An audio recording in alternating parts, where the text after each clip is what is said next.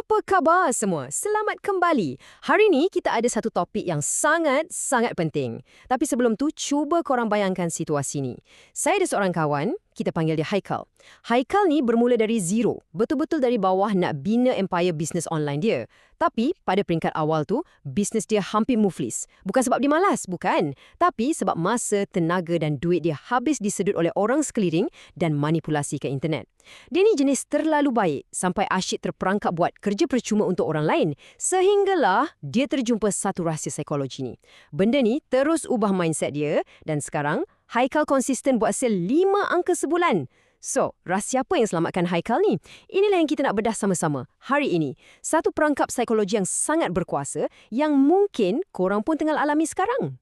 Cuba korang tanya diri korang sejujurnya. Pernah tak korang bersetuju nak tolong kawan buat satu benda yang nampak macam alah, simple je. Tapi last-last korang berpelusakan buat kerja berat berjam-jam. Atau mungkin macam ni, korang klik satu live kat TikTok atau YouTube, niat di hati nak tengok 5 minit je. Tapi sedar-sedar, dah 3 jam korang melekat kat skrin. Korang rasa korang yang buat keputusan tu kan? Sebenarnya tak. Hakikatnya, minda korang dah digodam. Korang dah jadi mangsa satu taktik manipulasi sosial yang sangat licik yang orang guna hari-hari tanpa korang sedar. Okey, jom kita selami benda ni dalam-dalam sikit. Dalam dunia psikologi, taktik ni dipanggil sebagai teknik 2 dalam 1. Ia bukan magic atau silap mata tau. Teknik ni sebenarnya menggabungkan 2 strategi manipulasi minda yang sangat berkesan. Low ball dan foot in the door. Bila 2 elemen ni digabungkan dan dibuat dengan pantas, ia hasilkan satu jerat psikologi yang otak kita susah sangat nak tolak secara sedar. Daripada sinilah kita boleh nampak macam mana guru-guru palsu kat luar sana atau kawan-kawan toksik guna taktik ni untuk pergunakan orang macam Haikal. Alright, sekarang kita masuk ke bahagian pertama. 3 langkah pelaksanaan teknik. Korang kena tengok corak ni betul-betul sebab lepas ni korang dah tak akan terlepas pandang lagi. Supaya korang tak jadi mangsa lagi, jom kita pecahkan teknik ni satu persatu. Langkah pertama, pemangsa ni akan minta korang setuju dengan satu permintaan yang nampak sangat sederhana dan logik. Ini yang kita panggil umpan low ball.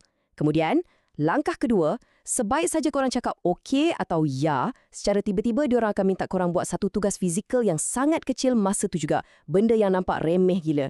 Ini teknik foot in the door. Dan sekarang, langkah ketiga. Tiba-tiba je, tanpa apa-apa amaran, boom! Syarat yang asal tadi berubah jadi jauh lebih susah, lebih mahal atau makan masa yang sangat panjang. Korang sepatutnya boleh je cakap tak nak, tapi entah kenapa, korang terus buat. Gila kan? Persoalannya, kenapa otak kita senang-senang je jatuh dalam perangkap ni? Ini membawa kita ke bahagian kedua, enjin psikologi di sebalik taktik ni. Nah, apa yang paling menarik kat sini ialah pertembungan 2 enjin minda kita.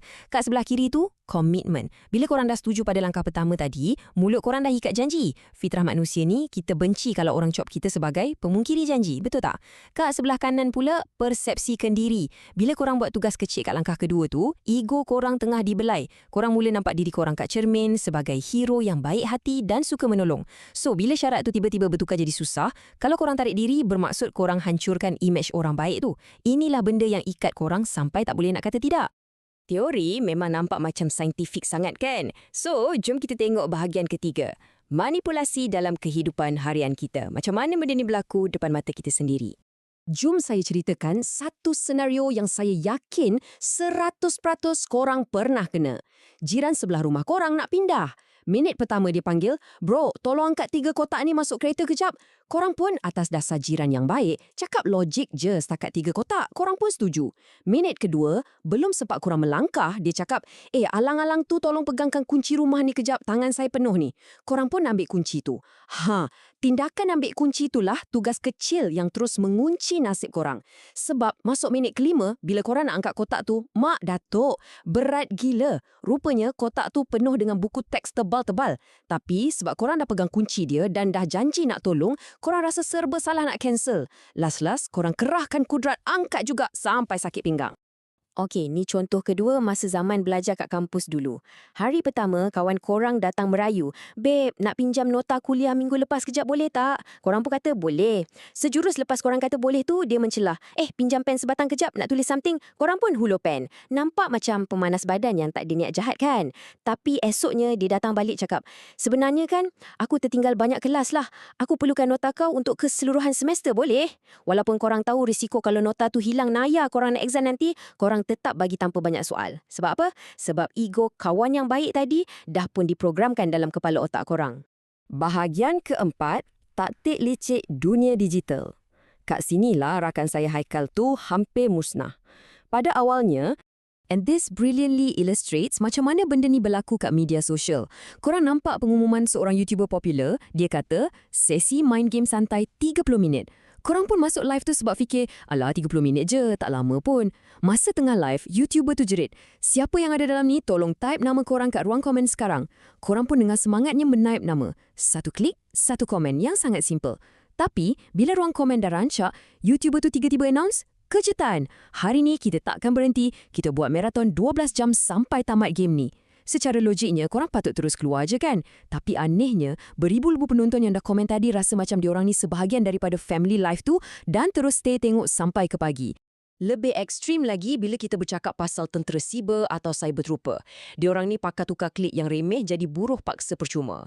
Mula-mula, admin group minta ahli tinggalkan cuma 5 komen je kat satu page Facebook ni. Lepas ahli setuju, diorang disuruh undi satu poll ringkas kat Telegram. Tugas kecil itulah yang mencuci otak diorang untuk patuh. Esoknya, arahan sebenar keluar. Bukan 5 komen, tapi 30 komen. Dan ahli buat je. Nak report akaun lawan, mula-mula diorang suruh copy link je. Lepas dah copy, arahan tiba-tiba bertukar suruh report 20 akaun secara manual. Janji nak bagi kredit top up kalau viralkan hashtag satu hari. Lepas ahli hantar satu emoji tanda setuju, syarat berubah kena buat straight 3 hari dan mereka patuh tanpa merungut. Ini bukan arahan biasa guys, ini manipulasi psikologi. Benda ni juga berlaku dalam kempen politik. Tak kisahlah dari parti mana sekalipun. Objektif jentera kempen ni satu je. Nak maksimumkan tenaga dan duit penyokong. Mula-mula, sukarelawan disuruh edar risalah hujung minggu. Sambil tu disuruh tampal pelekat logo kat baju. Bila tiba hari kejadian, kawasan edaran tiba-tiba ditukar ke kawasan berbukit yang pacak.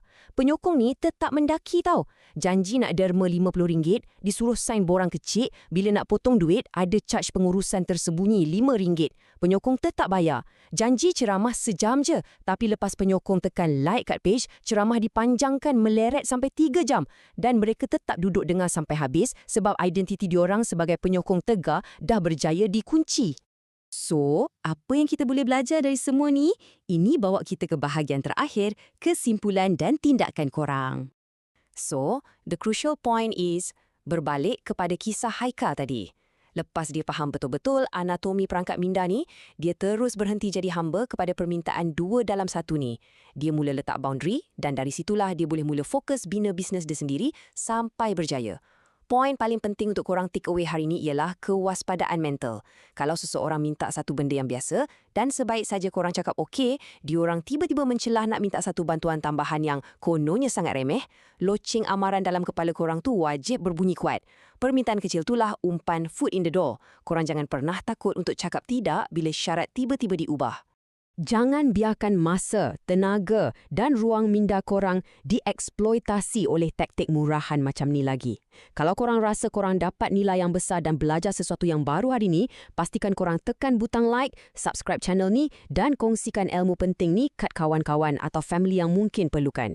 Sebelum saya undur diri, saya nak tinggalkan korang dengan satu soalan untuk direnungkan. Siapa yang tengah cuba guna helah 2 dalam 1 ni kat korang hari ni? Cuba perhatikan sekeliling. Alright guys, jumpa lagi dalam sesi penerangan yang akan datang. Ciao.